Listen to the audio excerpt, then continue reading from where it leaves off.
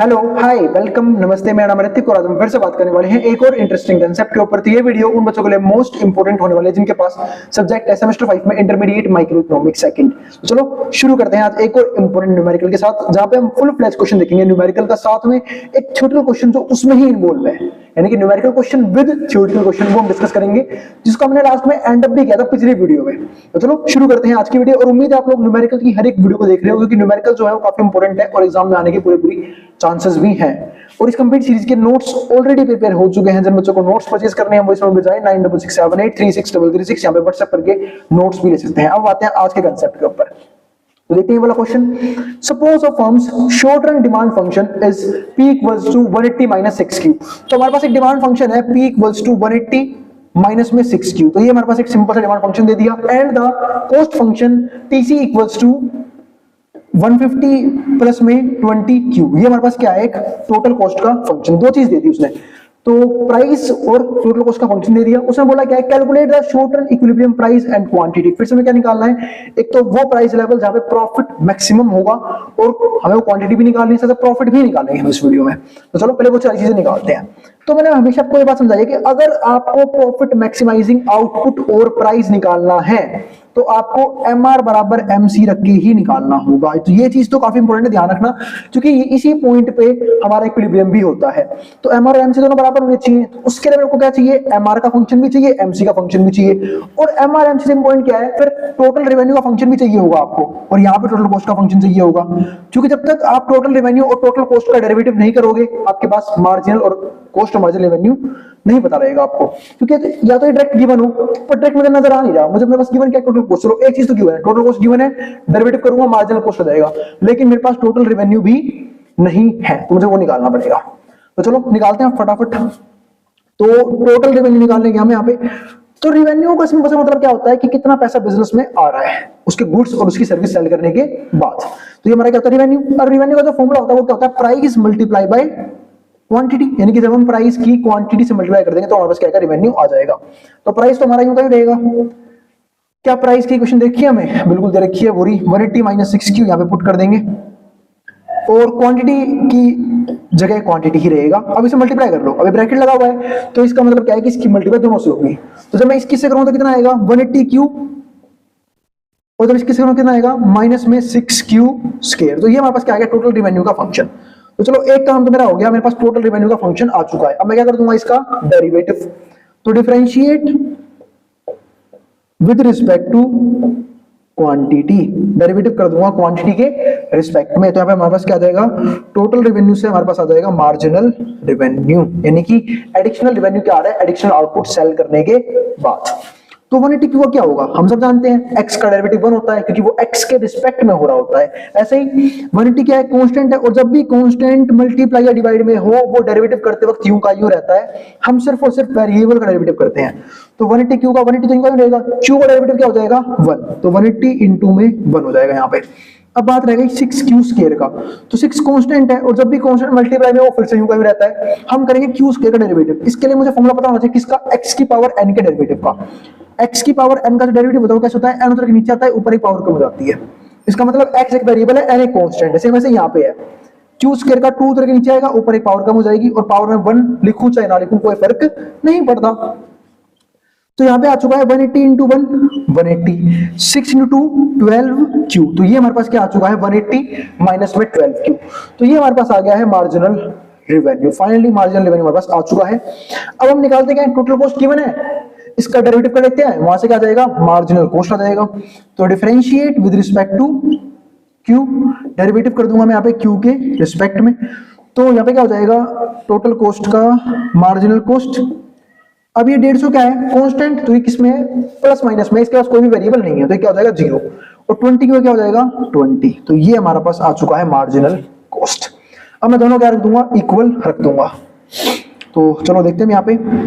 तो क्या कर सकते हैं हम, MR इक्वल टू MC रखना है, तो कंडीशन क्या है, MR बराबर है MC के, वो भी किसके लिए, अगर हमें प्रॉफिट मैक्सिमाइजिंग क्वांटिटी निकालनी है तो MR MC बराबर रखते हैं। तो MR कितना है हमारे पास यहाँ पे 180 माइनस में 12q, MC कितना है हमारे पास 20 यहाँ के माइनस का हो जाएगा, तो 180 माइनस 20 12 क्यू वहां जाएगा, हो जाएगा प्लस का, 12 के आगे प्लस का हो गया। यहाँ पे कितना है 160, 180 माइनस 20 160। यहाँ पे क्या है 12 क्यू, क्यू यहाँ पे मल्टीप्लाई 12 है यहाँ पे, क्यू के मल्टीप्लाई में किस में आएगा डिवाइड में, तो 160 बाई 12। काटते हैं, पहले काटूंगा 4 से, तो 4 की टर्म में 16 आता है, 4 पे 0 यूं का यूं, 12 कितने पे आएगा 3 पे 40 टर्म, यानी कि 40/3 हमारे पास क्या क्वांटिटी है। अब चाहो तो इसे पॉइंटों में कन्वर्ट कर लो या फिर यूं ही फ्रैक्शंस में रहने दो। तो हमारे पास क्वांटिटी अप्रोक्सीमेटली यही आई है, और ठीक है, मतलब यही आएगी हमारी क्वांटिटी, इसमें कोई दिक्कत नहीं है। अब आगे बढ़ते हैं, तो यहां तक हो चुका हमारा क्वेश्चन। अब हमें निकालना क्या है, क्वांटिटी आ चुकी है, हमें निकालना क्या है प्राइस। तो पहले प्राइस भी निकाल लेते हैं। वैसे पॉइंटों में करोगे भी तो पॉइंटों में हमारे पास ये आएगा, 3 से काट लो इसे, तो 3 1 3, क्योंकि 4 तो आता नहीं है, 1 रहेगा रिमाइंडर, 10 आएगा नहीं, उससे कम क्या आएगा 13 पॉइंट, फिर 1 रहेगा 10 लूंगा तो पॉइंट लगा दिया 3 ऐसे कुछ आता रहेगा, ये 13.33 चलता रहेगा, यानी कि 13.3 आपका क्या है क्वांटिटी है। अब हमें निकालना है क्या, हमें प्राइस निकालना है। तो ये हमारे पास वो क्वांटिटी आ चुकी है जिसपे जो हमारा प्रॉफिट है वो क्या होगा, मैक्सिमम होगा, यानी कि इक्विलिब्रियम कंडीशन की क्वांटिटी आ चुकी है। आप ये भी कह सकते हो एक तरह से क्वांटिटी, इक्विलिब्रियम क्वांटिटी है ये। अब प्राइस और निकालना है हमें, तो उसके लिए फॉर्मूला कौन सा हमारे पास, ये रहा। तो प्राइस का फॉर्मूला पुट करते हैं। तो प्राइस का जो फॉर्मूला है वो है हमारे पास 180 माइनस 6Q, और अब हमारे पास Q की वैल्यू भी है, तो यहाँ पे 180 यूं का यूं, एक काम करो 6 इसको पॉइंट में मत रहने दो, यही पुट करो सीधा 40/3। बस ये क्यों पुट करना है, देखो कितना आसान हो गया। अगर मैं 40/3 पुट करूंगा, इसे डायरेक्ट कट गया, ये 3 6 क्या 2 पे, तो पॉइंट और चक्कर ही खत्म हो गया। 42 सा कितना हो जाएगा 80, यहाँ पे क्या है 180, 180 माइनस 80 कितना हो गया 100, यानी कि प्राइस कितना आया 100। तो इक्विलिब्रियम प्राइस आया 100, इक्विलिब्रियम क्वांटिटी है 13.33। तो अब यहां से हमारे पास दोनों चीजें आ चुकी है, हमने इक्विलिब्रियम प्राइस और क्वांटिटी दोनों निकाल लिया, वो भी शॉर्ट टर्म की, तरीका सेम रहता है। अब बात करते हैं किसकी, प्रॉफिट की। तो प्रॉफिट का फॉर्मूला अब तक तो सबको याद हो गया होगा कि प्रॉफिट का फॉर्मूला होता है सिंपल सा, कि आपने कितना कमाया, यानी कि टोटल रेवेन्यू, और उसमें से कितना खर्च किया, टोटल कॉस्ट, उसको माइनस कर देंगे तो बस क्या प्रॉफिट आ जाएगा। अब आता है भैया रेवेन्यू भी निकालना पड़ेगा और टोटल कॉस्ट भी निकालना पड़ेगा, भाई वो तो निकालना पड़ेगा, तो निकालते हैं यहाँ पे। अब निकालते हैं टोटल रेवेन्यू। रेवेन्यू क्या था, P इंटू क्यू। क्या प्राइस है मेरे पास, बिल्कुल है, प्राइस हमारे पास 100, क्वांटिटी है बिल्कुल है 40/3, डायरेक्ट मल्टीप्लाई कर लो, 40 इंटू 100 कितना हो गया 4000 डिवाइड बाई 3, ये हमारे पास क्या आ चुका है टोटल रेवेन्यू। अब टोटल कॉस्ट निकालना है आपको। टोटल कॉस्ट के लिए क्या फंक्शन है मेरे पास, टोटल कॉस्ट के लिए फंक्शन है बिल्कुल है 150। तो टोटल कॉस्ट के लिए जो फंक्शन है वो है 150 प्लस में 20Q। क्वांटिटी कितनी है हमारे पास यहाँ पे 40/3, तो ये मेरे पास क्या है क्वांटिटी 20Q। अब यहाँ से टोटल कॉस्ट निकाल लेते हैं, तो 150 यूं का यूं, ये हो जाएगा हमारा कितना 4 दूनी 8, 800/3, चूंकि 0 यूं की लग जाएगी तो 800/3 हमारे पास क्या आ गया, ये आ गया टोटल कॉस्ट। अब देखो सीधा माइनस करते हैं, रिवेन्यू कितना आया हमारे पास, रिवेन्यू आया है ये रहा 4000/3, ये बस रिवेन्यू है। अब माइनस है, और माइनस के बाद अगर दो वैल्यू ना ब्रैकेट लगा लेते हैं, क्योंकि हमें सिंबल चेंज करने होते हैं। तो यहाँ पे दो वैल्यू कौन कौन सी है टोटल कॉस्ट की, एक तो आई 150 और एक क्या है माइनस में 800, सॉरी प्लस में 800/3। अब मैं हटाने जा रहा हूँ ब्रैकेट को, जब ब्रैकेट आऊंगा सिंबल चेंज होंगे, 150 प्लस का था माइनस का हो गया, 800/3 प्लस का था माइनस का हो गया। अब इसमें से माइनस कर लेता हूं, क्योंकि इसका और इसका बेस सेम है, और जब डिनोमिनेटर सेम होता है तो अपने बचपन में सीखा है वो डायरेक्ट माइनस कर सकते हैं हम। तो 4000 में से 800 कितना बच गया 3200, 32/0 पे कितना आ गया 3, माइनस में क्या है 150, ये आ गया हमारे पास। अब एक तरीका तो ये कि आप एलसीएम लेके माइनस कर लो, या फिर पहले से पॉइंटों में कन्वर्ट कर लो। तो पॉइंटों में कन्वर्ट कर रहा हूं इसे, तो कर लेता हूं पॉइंटों में कन्वर्ट। तो 3 1 3, अब मैं एक साथ दो रकम लूंगा तो 0 लगानी पड़ेगी। अपने बचपन में सीखा होगा कि डिवाइड करते वक्त कि हम दो रकम एक साथ तो 0 लगाते हैं, वरना कैलकुलेटर से कैलकुलेट कर लेना। 20 नहीं आएगा 18 आएगा, उससे कम 3 के पहाड़े में 6 पे 2, फिर 18 आएगा 6 पे, फिर 2 बचेगा 0 लूंगा, पॉइंट 18 आएगा 6 पे, फिर 2 रह गया, ये मतलब यूं चलता रहेगा 1066.66। तो 150 माइनस करूंगा तो 6 में से 0 गए, 6 बच गया है, यहाँ पे है 100, 16 में 6 में से 5 गया, फिर कितना बचेगा 1, और यहाँ पे 10 में से 1 गया 9, ये आएगा 916.66। ये हमारे पास आया हमारा फाइनल प्रॉफिट। मैंने प्रीवियस दोनों क्वेश्चंस में वैल्यूज ऐसी ली हैं ताकि यहाँ पे आपका कैलकुलेशन में दिमाग लगे, थोड़े पॉइंट्स थे तो क्योंकि क्वेश्चन इजी आए जरूरी नहीं है, थोड़े से क्वेश्चन को हम कॉम्प्लिकेट भी कर सकते हैं। तो ये हमारे पास एक अच्छा क्वेश्चन था जो हमने सोल्व कर दिया है और उम्मीद आपको आज तक समझ में आ गया होगा। ठीक है, तो कुछ नहीं था, सिर्फ तरीका सबको सेम टू सेम था, थोड़े क्वेश्चन जो था वो थोड़ा कैलकुलेटिव था, आपको कैलकुलेटर की जरूरत पड़ सकती है ऐसे क्वेश्चंस को करने के लिए, और कुछ है इस क्वेश्चन में। अब आते हैं थोड़ा सा थ्योरेटिकल पार्ट के ऊपर। ये तो हो गया हमारा कि हमने फुल फ्लैश क्वेश्चन सोल्व कर दिया है, हमने प्रॉफिट मैक्सिमाइजिंग प्राइस भी निकाला, क्वांटिटी भी निकाली, टोटल प्रॉफिट भी निकाला, और उसके लिए जिस चीज की जरूरत है और हर एक चीज कैलकुलेट करिए इस वीडियो के अंदर। अब आता है भैया थ्योरेटिकल क्वेश्चन कौन सा इसमें से, ये देखो यहाँ पे, discuss how the entry of new forms affect the market.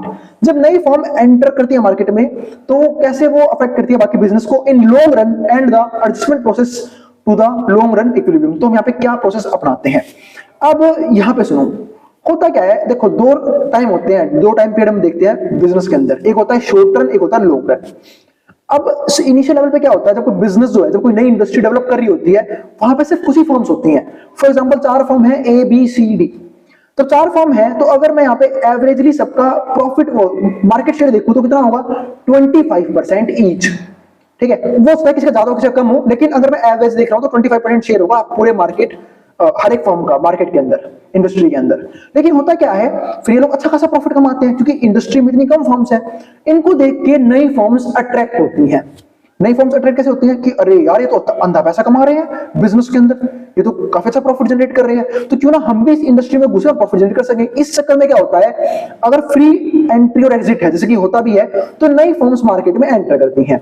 तो इन लॉन्ग रन, शॉर्ट रन में तो क्या हो रहा है कि मार्केट शेयर ज्यादा है, सबके सब एबनॉर्मल प्रॉफिट जनरेट कर रहे हैं। लेकिन अगर लॉन्ग रन में देखा जाए तो नई फॉर्म्स मार्केट के अंदर एंटर करेंगी। जब नई फॉर्म्स मार्केट में एंटर करेंगे तो जब तक रहती हैं जब तक प्रॉफिट को जीरो ना कर दें, यानी कि फिर जो है सबका मार्केट शेयर कम होता चला जाता है। जब मार्केट शेयर कम होगा तो प्रॉफिट कम होगा। तो इस चक्कर में क्या होता है, कई फॉर्म्स जो हैं जो एबनॉर्मल प्रॉफिट गेन कर रही थी वो आ जाती है नॉर्मल प्रॉफिट पे, और कईयों को तो लॉस भी होना शुरू हो जाता है, यानी कि एग्जिस्टिंग फॉर्म्स को भी लॉस होना शुरू हो जाता है। और इसी को हम क्या बोलते हैं कि नई फॉर्म्स जब तक एंटर करती रहेंगी जब तक इकोनॉमिक प्रॉफिट जीरो नहीं हो जाता। अब कई फॉर्म्स को लॉस होगा, और हम जानते हैं कि लॉस में जो है वो बिजनेस में सर्वाइव करना बहुत ही मुश्किल होता है, यानी कि नामुमकिन होता है, ये मान लो। तो वो जो फॉर्म्स जो लॉस जनरेट कर रही हैं वो मार्केट से बाहर जाना शुरू कर देंगी, और जब ज्यादातर फॉर्म्स मार्केट से बाहर जाएंगी फिर से जो एग्जिस्टिंग फॉर्म्स हैं, यानी कि अब जो फॉर्म्स बाकी हैं वो फिर से क्या करेंगे, एबनॉर्मल प्रॉफिट गेन करेंगे। इस तरीके से जो स्ट्रक्चर है बार बार चलता रहता है कि जब एबनॉर्मल प्रॉफिट आएगा तो नई फॉर्म्स भी आएंगी, नई फॉर्म आएंगी तो एबनॉर्मल प्रॉफिट चेंज होगा नॉर्मल प्रॉफिट में, फिर वो चेंज होगा लॉस में, और जैसे वो चेंज होगा लॉस में बहुत सारी फॉर्म्स बाहर जाएंगी, फिर से जो है हम किस में पहुंच जाएंगे, एबनॉर्मल प्रॉफिट में पहुंच जाएंगे। यानी कि मैं ये बात कह सकता हूं कि शॉर्ट रन के अंदर बिजनेस के अंदर हम एबनॉर्मल प्रॉफिट कमा सकते हैं मोनोपोलिस्टिक कंपटीशन में, पर लॉन्ग रन में ऐसा पॉसिबल नहीं होता। लॉन्ग रन में हम सिर्फ नॉर्मल प्रॉफिट कमाते हैं या फिर लॉस भी जनरेट कर सकते हैं, तो जनरली नॉर्मल प्रॉफिट ही कमाते हैं लॉन्ग रन के अंदर। तो वही सेम चीज यहां पे थी। तो चलो फिर मिलते हैं अगली वीडियो में। ये था हमारा थ्योरेटिकल क्वेश्चन का सिंपल सा आंसर। तो क्वेश्चन देखा आपने, दोनों टाइप के आएंगे, ऊपर क्वेश्चन में न्यूमेरिकल है, नीचे क्या है हमारे पास एक थ्योरेटिकल क्वेश्चन भी डाल रखा है, ताकि बच्चे जो है दोनों क्वेश्चन को अटेम्प्ट करें और उस हिसाब से यहाँ पे मार्क्स सेटअप होंगे। फॉर एग्जांपल मान लो सवाल 8-10 नंबर में आ गया तो आपको दोनों के ही आंसर बिल्कुल समझ के और सोच के लिखने पड़ेंगे। आपको थ्योरेटिकल क्वेश्चन आराम से आंसर लिखना पड़ेगा उसका, जो कि मैं थ्योरीज में पढ़ी भी है, डिस्कस भी, क्योंकि ये सारी चीजें समझा चुका हूं मैं थ्योरी के अंदर। ठीक है, अब कई बच्चे कमेंट भी कर देते हैं कि भैया आपने थ्योरेटिकल पार्ट जो है अच्छे से कवर नहीं किया। मैंने हर एक टॉपिक स्टडी मटेरियल से कवर किया है और टॉपिक वाइज वीडियोस बनाई है, तो अब ये नहीं कह सकते मैंने कुछ टॉपिक छोड़ा हुआ है, हर टॉपिक ऑलमोस्ट करवाया हुआ है, और कुछ टॉपिक बाकी रह भी गए होंगे गलती से, उनको मैं आने वाली वीडियोस में कवर करवा दूंगा इस सीरीज के। तो अभी तो फोकस न्यूमेरिकल क्वेश्चन में करेंगे, कल हमारा एग्जाम है, तो जब कल एग्जाम होगा तो आपको वहां पे दिक्कत ना आए, इस चीज के लिए हम सिर्फ न्यूमेरिकल क्वेश्चन ही डिस्कस करेंगे। तो उम्मीद है आपको यहाँ तक समझ में आ गया होगा। अब जिसको जो उतारना उतार सकता है मैं बोर्ड के सामने से, फिर हम डिस्कस करेंगे एक और सिंपल सा न्यूमेरिकल क्वेश्चन, और फिर हम कर देंगे इस वीडियो को क्लोज। अब जिसको जो उतारना उतार सकता है मैं बोर्ड के सामने से। चलो अब देखते हैं अगला क्वेश्चन, और ये भी हमारा थ्योरेटिकल भी है और प्रैक्टिकल भी है। तो चलो देखते हैं यहाँ पे, मतलब हमारे पास यहाँ पे न्यूमेरिकल भी है और थ्योरेटिकल क्वेश्चन भी है। कौन सा है वो देखते हैं। एज्यूम अ फर्म्स डिमांड फंक्शन, एक फर्म की डिमांड फंक्शन है P = 160 - 8Q। देख रहा हूँ माइक तो चालू है ना, हाँ माइक चालू। चलो अब देखते हैं अगला क्वेश्चन। एज्यूम अ फर्म्स डिमांड फंक्शन है इज P = 160 - 8Q। तो यानी कि हमारे पास डिमांड फंक्शन क्या है, जब हमारा प्राइस बराबर है 160 माइनस में 8Q के, एंड द TC फंक्शन, ये टोटल कॉस्ट ऑफ फंक्शन है वो कितना है, हमारे पास 80 प्लस में 12Q। ऐसे क्वेश्चन करके आप बोर हो गए ना थोड़ा सा, इतने सारे question. Calculate the profit maximising output, हमें क्या निकालना है यहाँ पे, calculate the profit maximising output, इनकी वो आउटपुट लेवल और वो प्राइस लेवल जहां पे हम प्रॉफिट को मैक्सिमाइज कर सकते हैं in the short term. Explain what happens to the firm's economic profit, हमें ये भी समझना होगा कि क्या होगा फर्म के इकोनॉमिक प्रॉफिट के साथ इन long run, and how entry influences this profit, और कैसे एंट्री जो है वो इन्फ्लुएंस करते हैं प्रॉफिट्स को। तो चलो पहले जो मेन काम है वो निकाल लेते हैं, यानी कि profit maximising quantity and price. तो चलो निकालने चलते हैं इसे। तो हम सब जानते हैं कि भाई ये दोनों चीज कैसे निकलेगी, जब हमारा एम आर बराबर होगा एमसी के। और हर क्वेश्चन में भाई ना तो एम आर दे रहा है ना एमसी दे रहा है, मुझे दोनों ही निकालने पड़ेंगे, यानी कि मुझे मार्जिनल रेवेन्यू भी निकालना है, मार्जिनल कॉस्ट भी निकालना है। और मार्जिनल रेवेन्यू के लिए मेरे पास क्या होना चाहिए, टोटल रेवेन्यू होना चाहिए, और मार्जिनल कॉस्ट के लिए टोटल कॉस्ट होना चाहिए। दोनों चीजें चाहिए मुझे, अब दोनों मैं यहां से निकालूंगा। तो देखते हैं, पहले मैं निकालता हूं टोटल रेवेन्यू। तो एक सिंपल सी बात है, टोटल रेवेन्यू का फॉर्मूला क्या होगा, फिर से प्राइस मल्टीप्लाई बाय क्वांटिटी। क्या मेरे पास प्राइस का फंक्शन है, ये रहा ऊपर 160 माइनस में 8Q। क्या क्वांटिटी गिवन है, बिल्कुल है, इनको मल्टीप्लाई कर लेता हूं तो कितना आएगा 160Q और माइनस में 8Q का स्क्वायर। तो ये आ गया हमारे पास। अब मैं कर दूंगा इसका डेरिवेटिव, है ना, ताकि मेरे पास क्या आ जाए, टीआर से मार्जिनल रेवेन्यू आ जाए। क्योंकि टीआर हम निकालते हैं इसलिए ताकि हम एमआर निकाल सके, और टोटल कॉस्ट हम निकालते हैं कि हम मार्जिनल कॉस्ट निकाल सके डेरिवेटिव करने के बाद। तो मैं कर रहा हूं derivative, differentiate with respect to quantity. तो यहाँ पे क्या होगा, देखो 160 क्या है, कांस्टेंट, और जब भी कांस्टेंट मल्टीप्लाई में होता है डेरिवेटिव करते वक्त हम उसे u का u रखते हैं, और यहाँ पे q का डेरिवेटिव क्या हो जाएगा हमारे पास 1। अगर मैं इसकी बात करूं तो 8 क्या है, फिर से कांस्टेंट मल्टीप्लाई में है, u का u रहेगा। हम करेंगे सिर्फ और सिर्फ q स्क्वायर का डेरिवेटिव, जो कैसे होगा, 2 उतर के नीचे आएगा, ऊपर एक पावर कम हो जाएगी। तो ये हो गया। तो ये कितना आएगा 161 इंटू 160, अभी मैंने लिखा हुआ डेरिवेटिव x की पावर n का, कि n उतर के नीचे आता है, ऊपर एक पावर कम हो जाती है, उस तरीके से किया मैंने इसका। ये तो कांस्टेंट था q स्क्वायर का, 2 उतर के नीचे आया, ऊपर एक पावर कम होगी, 1 लिखूं चाहे ना लिखूं क्या फर्क पड़ता है। यहाँ पे 8 दूनी 16, 16Q आ गया। तो ये हमारे पास क्या आ चुका है, हमारा टोटल रेवेन्यू से मार्जिनल रेवेन्यू। तो फिर मैं टोटल रेवेन्यू निकाला, अब मैंने मार्जिनल रेवेन्यू भी निकाल दिया डेरिवेटिव करने के बाद। तो चलो एक काम तो हो गया मेरा। अब मुझे निकालना क्या है, मार्जिनल कॉस्ट। उसके लिए क्या चाहिए, टोटल कॉस्ट का गिवन है, बिल्कुल है, ये रहा। तो बस यहां से हम क्या कर देंगे, डेरिवेटिव। तो differentiate with respect to quantity. तो टोटल कॉस्ट से क्या निकल जाएगा, मार्जिनल कॉस्ट 80 क्या है, कांस्टेंट। और जब भी कांस्टेंट के पास वेरिएबल ना हो, यानी कि वो सिर्फ अकेला ही प्लस माइनस में हो, तो हम उसको ढेर कर देते हैं, यानी कि उसका डेरिवेटिव 0 हो जाता है। और 12 क्यों क्या हो जाएगा 12, क्योंकि 12 कांस्टेंट है वो, लेकिन फिर मल्टीप्लाई में है, इसकी तरह ना निकम्मा, ये मल्टीप्लाई में है। तो अब हम क्या करेंगे, इसको रखेंगे मल्टीप्लाई में, क्यू का डेरिवेटिव हो जाएगा 1, 12 गुणा में 1 हमारा क्या हो जाएगा 12। तो एमसी आ गया 12। तो हमने एमसी भी निकाल लिया है, एमआर भी निकाल लिया, मैं दोनों को इक्वल रख दूंगा ताकि मैं ऐसे क्या निकाल सकूं, प्रॉफिट मैक्सिमाइजिंग क्वांटिटी और प्राइस, बिल्कुल मत भूलना। तो रखते हैं बराबर अभी से। तो एम आर हमारा बराबर है एम सी के, जिसकी हमें काफी ज्यादा जरूरत थी। मार्जिनल रेवेन्यू में निकाल चुका हूं 160 माइनस में 16Q। मार्जिनल कॉस्ट मेरे पास कितना आ चुका है 12। अब देखो ध्यान से, 12 यहाँ के माइनस का हो जाएगा, तो 160 माइनस में 12, और ये 16Q आ जाएगा प्लस का हो जाएगा। तो कितना आ गया हमारे पास 148, और 16Q का आ जाएगा डिवाइड में, क्योंकि वो वहां पे मल्टीप्लाई में था, तो यहाँ पे इस साइड आएगा डिवाइड में। किससे कट रहा है ये, पहले 4 से कट रहा है। 40 में 14 कितने पे आएगा, 14 तो आएगा नहीं, 12 आएगा 3 पे, 2 आएगा 28 आएगा 7 पे, और 40 में 16 कितने पे आएगा 4 पे। दे दिया मनुष्य ने अपना ऐसा सवाल। फिर से इसका आंसर पॉइंटों में आएगा, चाहे तो आप ये मान लो या फिर इसको देख लेते हैं। 4 से काट रहा हूँ, 40 में 37 आता नहीं, 36 कितने पे आएगा 9 पे, तो 9.1 रह गया। 1 0 लूंगा तो पॉइंट लगा दे, 10 तो आएगा नहीं, 8 आएगा 2 पे, ठीक है, 2 रह गया, 0 लूंगा और 20 आएगा 5 पे, तो 9.25। ये हमारे पास आएगी क्या, क्वांटिटी की वैल्यू। तो फिर से क्वेश्चन में ऐसा आ चुका है क्वेश्चन। अब हमें निकालना क्या है, प्राइस। तो प्राइस के लिए फंक्शन कौन सा था, ये रहा। तो प्राइस भी निकाल लेते हैं लगे हाथ। तो जो प्राइस का फॉर्मूला है वो है 160 माइनस में 8Q, और Q जो है हमारे पास वो कितना है, ये पुट करना भाई। क्यों, जो मैं दिख रहा है कि भाई 4 से 8 कट जाएगा, तो मैं क्यों खामा का पॉइंट वैल्यू पुट करूं, यहां रखो भाई इसे 37/4, 4 से 8 गया 2 पे। चलो एक काम तो है, ये तो पॉइंटों में नहीं आएगा, कम से कम गुणा करो इसकी, 7 2 जा 14 का 4, 1 ये रहा, 2 3 6 और 1 7, कितना आ गया 74, है ना, 74 सॉरी 74 आ गया। 160 माइनस 74 कितना आएगा, माइनस करके बताओ जल्दी जल्दी, ये आएगा हमारा 86 ही आएगा ना, हाँ 86 ही आएगा ये, इसमें कोई दिक्कत नहीं है। कैलकुलेशन एक नंबर की आपके भाई की, हाँ 10 में से 4 गई 6, यहाँ पे रह गया कितना 15, 15 में 7 गई 8, ठीक है 86 आएगा। तो ये हमारे पास आ चुका है प्राइस, तो प्राइस की वैल्यू आ चुकी है, प्राइस भी आ चुका है, क्वांटिटी भी आ चुकी है, यानी कि हमने एक काम तो कर लिया, प्रॉफिट मैक्सिमाइजिंग आउटपुट लेवल भी देख लिया जो कि हमारा कितना आया 9.25 और प्राइस भी देख लिया। अब आते हैं हम अपने किस पॉइंट पे कि भाई यहां से हमें निकालना है प्रॉफिट, तो प्रॉफिट निकालते हैं। तो प्रॉफिट के लिए फिर से मुझे क्या करना पड़ेगा, टोटल रेवेन्यू कैलकुलेट करूंगा, उसमें से टोटल कॉस्ट माइनस कर दूंगा। अब अलग निकालना पड़ेगा दोनों चीजें, तो मैं टोटल रेवेन्यू निकालता हूं। टोटल रेवेन्यू का फॉर्मूला क्या होता है, price multiply by quantity. Price कितना आया मेरे पास 86, क्वांटिटी आई है मेरे पास यहाँ पे 37/4। फिर से मुझे यूज करना पड़ेगा सुंदर सा कैलकुलेटर, यूज करता हूँ या वैसे कर देता हूँ, क्या दिक्कत है, इसे कर लेते हैं। ये आएगा हमारा 43, लग रहा है मुझे कि तगड़ी मल्टीप्लाई होगी, और नीचे आएगा 2, क्योंकि 2 से काटा है, 4 आएगा 2 पे, 8 आएगा 4 पे, 6 आएगा 3 पे। 43 × 37 मल्टीप्लाई कर लेते हैं, 7 से 21 का 1 2, 28 और 2 30, 3 से करूंगा 3 3 9, 3 4 12, 1 और 9, 3 और 2 5, 1591। तो ये आपका आया है। और भाई कैलकुलेशन चेक कर लेना, गलती तो हो सकती है, मैं भी ह्यूमन बीइंग ही हूं, तो वैसे तो ठीक है।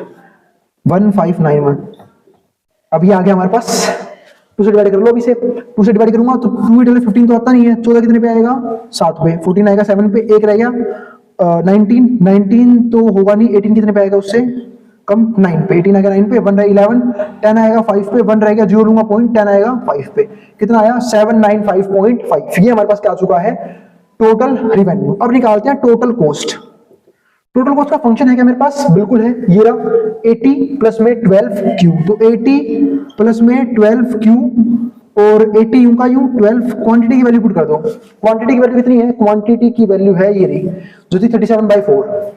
हाँ अब क्या 4 रखते हैं क्योंकि इस बार इजी है, देखो 4 से डायरेक्ट आ जाएगा 3 पे, है ना, 4 की जगह 12 3 पे आता है, 3 से मल्टीप्लाई कर लो, 7 3 जा 21 का 1, 2 ये रहा, 3 3 जा 9 और 2 11, 111 आ गया ये, 111 प्लस में 80, ये हो गया आपका 191, 191 ये आ चुका आपका टोटल कॉस्ट। अब मुझे निकालना है क्या यहाँ पे प्रॉफिट, तो प्रॉफिट का फॉर्मूला हम जानते ही हैं, प्रॉफिट का यानी कि प्रॉफिट को निकालते हैं पाई से। इसका फॉर्मूला होता है सिंपल सा, total revenue minus total cost. Revenue है आपका कितना 795.5, कॉस्ट आपका 191, 5 में से 1 गए 4, ठीक है, 9 में से 9 गए 0, 7 में से 1 गए 6, 604.5 ये आपका आंसर है। ये हमारे पास क्या आ चुका प्रॉफिट। तो हमने इसमें हर एक चीज निकाल ली है फिर से, और जिन चीजों जरूरत थी, अब मैं इसके काफी क्वेश्चन करवा चुका हूं, उम्मीद है आप लोगों को डाउट नहीं होगा। हर एक तरह क्वेश्चन करे हमने, सिंपल से सिंपल क्वेश्चन करे, कॉम्प्लिकेटेड से कॉम्प्लिकेटेड क्वेश्चन करे। उम्मीद है आपको अब एग्जाम में इस टाइप क्वेश्चन में दिक्कत नहीं आएगी। ये इसकी आखिरी वीडियो होने वाली है जहां पे मैं इस टाइप क्वेश्चन की बात कर रहा हूं। अब हम थोड़ा सा टाइप को चेंज करेंगे आने वाली वीडियोस में।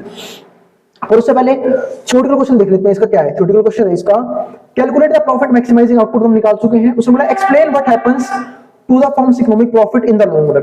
लॉन्ग रन में क्या होता है इकोनॉमिक प्रॉफिट में, मैंने आपको अभी थोड़ी देर पहले समझाया था कि शॉर्ट रन में एक मोनोपोलिस्टिक कंपटीशन में फर्म जो है वो एबनॉर्मल प्रॉफिट जनरेट कर सकती है, लेकिन जैसे हम लॉन्ग टर्म की बात करते हैं, नई फर्म अंदर एंटर करती है, कब तक एंटर करती है, जब तक इकोनॉमिक प्रॉफिट 0 ना हो जाए, वो तब तक अंदर एंटर करती रहती हैं, जिसकी वजह से फर्म का जो एबनॉर्मल प्रॉफिट है वो लॉन्ग रन में चेंज हो जाता है नॉर्मल प्रॉफिट में, और यहीं तक यहां तक ये भी नहीं रुकता, और कुछ फर्म्स को लॉस भी झेलना पड़ता है। उसके बाद शुरू होती है कहानी असली। जब फर्म को लॉस होगा तो जो पुरानी फर्म्स हैं उनको भी लॉस होता है, तो वो मार्केट से एग्जिट करती हैं। एग्जिट करेंगी तो कुछ टाइम के लिए फर्म्स को फिर से किस में आना पड़ता है, एबनॉर्मल प्रॉफिट में। इस तरीके से फिर नई फर्म अंडर एंटर करती है, लॉन्ग रन में फिर से क्या होता है, वो नॉर्मल प्रॉफिट में चेंज हो जाता है। यानी कि मैं एक बात तो कह सकता हूं कि मोनोपोलिस्टिक कंपटीशन में जो फर्म्स है वो लॉन्ग रन में सिर्फ और सिर्फ नॉर्मल प्रॉफिट जनरेट करती हैं। And how market entry influences this profit, वो मैं समझा चुका हूं आपको, क्योंकि जब तक मार्केट में फ्री एंट्री और एग्जिट होगा तो नई नई फर्म्स अंदर एंटर करती रहेंगी, और वो हमेशा प्रॉफिट को डिस्टर्ब करती रहेगी, प्रॉफिट को भी और मार्केट के शेयर को भी। हाँ अगर यहीं पे ये होता ना कि एंट्री और एग्जिट पॉसिबल नहीं होता, तो वो फर्म्स जो है वो एबनॉर्मल प्रॉफिट गेन करती मोनोपोली की तरह, क्योंकि मोनोपोली में जो कोई भी फर्म जो है, दूसरी फर्म जो है, किसी भी एग्जिस्टिंग फर्म के प्रॉफिट को डिस्टर्ब नहीं कर सकती। क्यों? क्योंकि वहां पे जो फर्म है वो अकेली होती है और वहां पे एंट्री पॉसिबल नहीं होती। इसलिए मोनोपोली में लॉन्ग रन में भी जो कंपनीज है वो शॉर्ट टर्म और सुपर लो प्रॉफिट जनरेट करती है। ये डिफरेंस होता है मोनोपोलीमर मोनोपोलिस्टिक कंपटीशन में। वो भी सिर्फ किसकी वजह से, यहाँ पे एंट्री बैरियर की वजह से। एंट्री बैरियर होता है मोनोपोली में और मोनोपोलिस्टिक कंपटीशन में नहीं होता है। तो उम्मीद है आपको टॉपिक समझ में आ गया होगा। आज की वीडियो को यहीं पे रोकते हैं। टॉपिक के न्यूमेरिकल्स हो चुके हैं, मैंने आपको हर टाइप के न्यूमेरिकल करवा दिए हैं। उम्मीद है आपको न्यूमेरिकल समझ में आ गए होंगे। फिर भी किसी तरह क्वेरी रह जाए कमेंट तो कमेंट बॉक्स में कमेंट करना मत भूलना, मैं उस क्वेरी को सोल्व करने की पूरी कोशिश करूंगा। कल के एग्जाम के लिए ऑल द बेस्ट। अब हम मिलेंगे अगले वीडियो में जब हम बात करेंगे कुछ डिफरेंट टाइप्स के न्यूमेरिकल्स की, यानी कि इस टाइप के न्यूमेरिकल्स में बहुत सारे करवा चुका हूं। अब इसको जो उतारना उतार लेना मेट्रो बोर्ड के सामने से। और अगर वीडियो पसंद आई हो तो वीडियो को लाइक करना मत जाना और चैनल को सब्सक्राइब भी कर देना और बच्चों में शेयर भी कर देना जिन बच्चों का एग्जाम होने वाला हो सेम सब्जेक्ट का। अब इसको जो उतारना उतार सकता है।